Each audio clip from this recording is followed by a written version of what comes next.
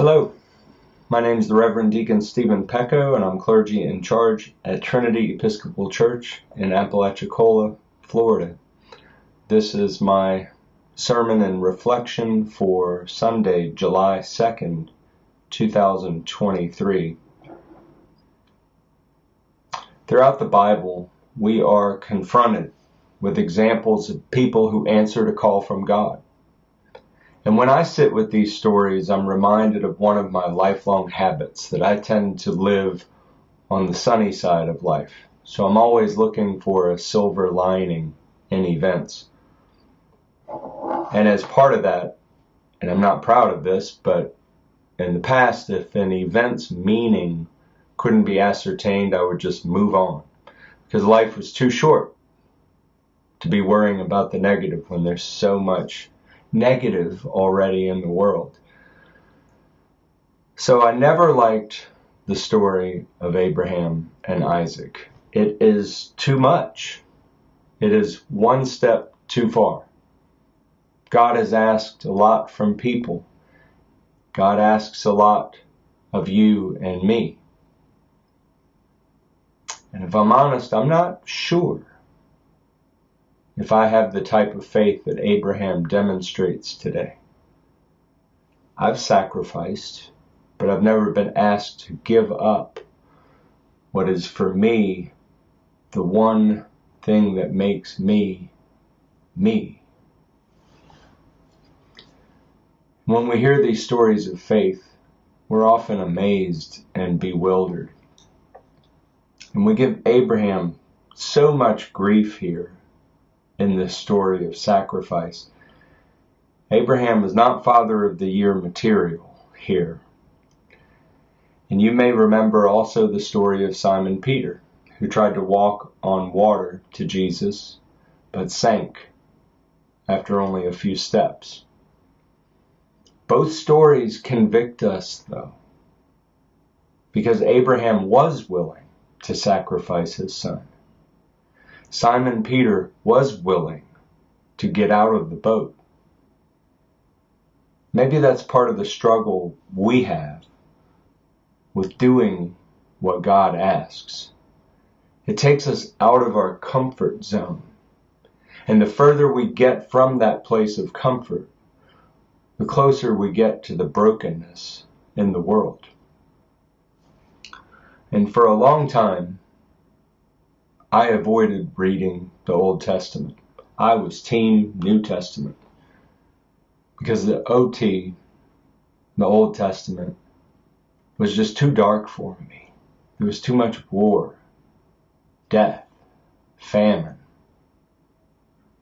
In this reading from Genesis, it's Exhibit A.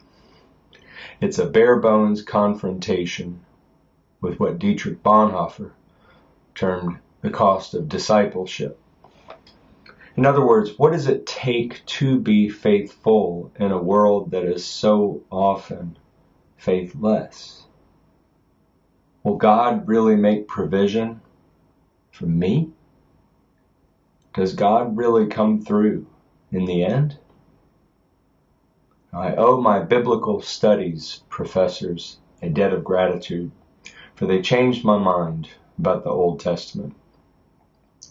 They said that when you read the Bible, be on the lookout for things, patterns through repetition of words or phrases, how a statement might seem out of place, or your own reaction to the text. When you encounter those moments, pause. Let the text wash over you. Sit with the text. Feel what you need to feel. Because those moments, my friends, are entries into how God is trying to have a conversation with you. Now, for me, the book of Jeremiah is what changed my mind.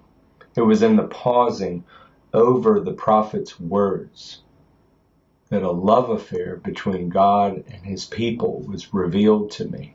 And with that, the Bible opened up, and it has been an incredible journey of discovery since. I see that love expressed everywhere, even in the stories that we so often cite as being difficult. Case in point, the story of Abraham and Isaac. We are made uncomfortable. We are faced with the type of sacrifice that offends every fiber of our being. And it should. But it should also make us pause, because there are parallels between Abraham and Isaac and the type of faith that God has in us and wants us to have in Him. First, Abraham is told by God to offer the thing he loves as a burnt offering. Abraham must give up his one pearl of great value, and he must do it in a way that has never even been in his mind. And recognize that here God is making a universe-sized point. That sacrifice is supposed to upend what we think should be right, to upend the desire for choosing our sacrifice, to upend the what, when, where, and how the pieces of us should become the pieces of others. Second, consider Abraham's response. Abraham is so focused on what he's been asked to do that he speaks very little. He's silent in the places we would likely be negotiating. God, you've asked a lot and I'm happy to comply, but not this. Not him. If you say you love me, you wouldn't ask this of me. Do you hear the testing of God in this attempt to negotiate? Abraham could be any one of us who are just trying to hold on to what we have. But instead, Abraham is demonstrating what God wants for all of us. That in worshiping God, in worshiping a God who keeps His promise, we learn how to keep ours. And third, there's Isaac's response. Now, Isaac doesn't get as much attention by biblical scholars in this particular story, but I found his role to be the most compelling as I delved into this text. And by the way, if anyone's interested in what people have written, one source that I can commend to you is the theologian Frederick Buechner, who died in 2022. He had a novel based on this family tree called The Son of Laughter. It's a very good book. Anyway, in our text today, Isaac seems like a victim who has no foreknowledge of what's to happen. He does question his father about the source of the burnt offering, to which Abraham responds, God Himself will provide. But notice, there's no retort on the part of Isaac. The two of them walked on together, the text says. Isaac is led like a lamb to the slaughter. Does that sound familiar? Are you sensing a parallel here? Are you starting to see that this story of Abraham and Isaac is like what will happen with God's own Son?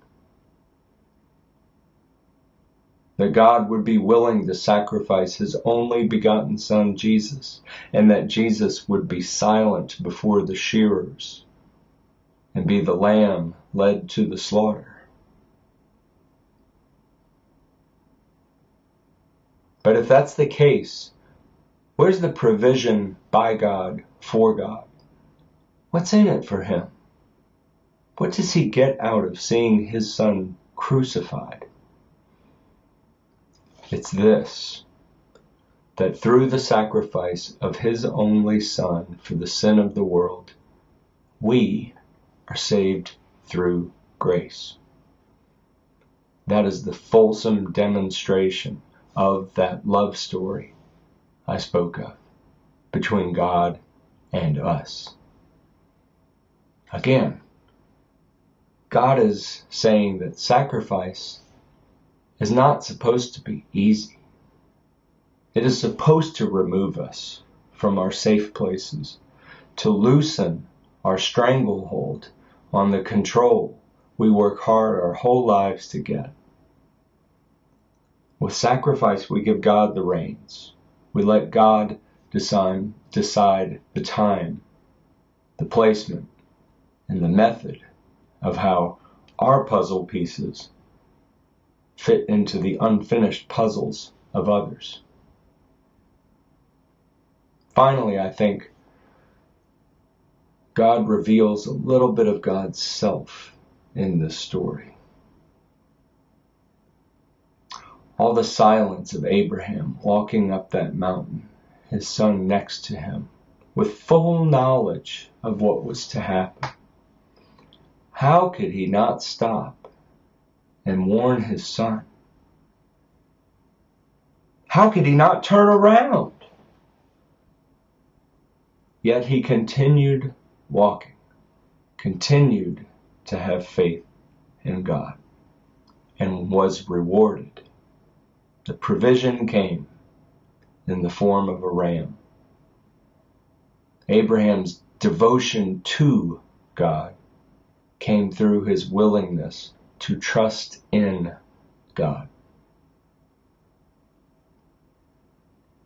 This is what God wants for you, my friends.